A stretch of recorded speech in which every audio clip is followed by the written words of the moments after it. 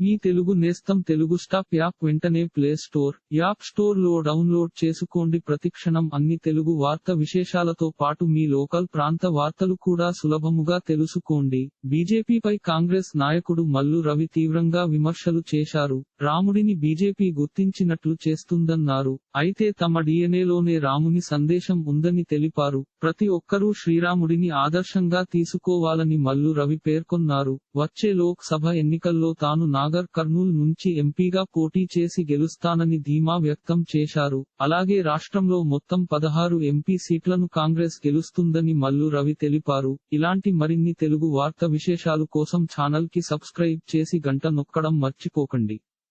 ఈ వీడియోని తోటి మిత్రులకి షేర్ చేయండి. మీ అభిప్రాయాన్ని కామెంట్ లో తెలపండి.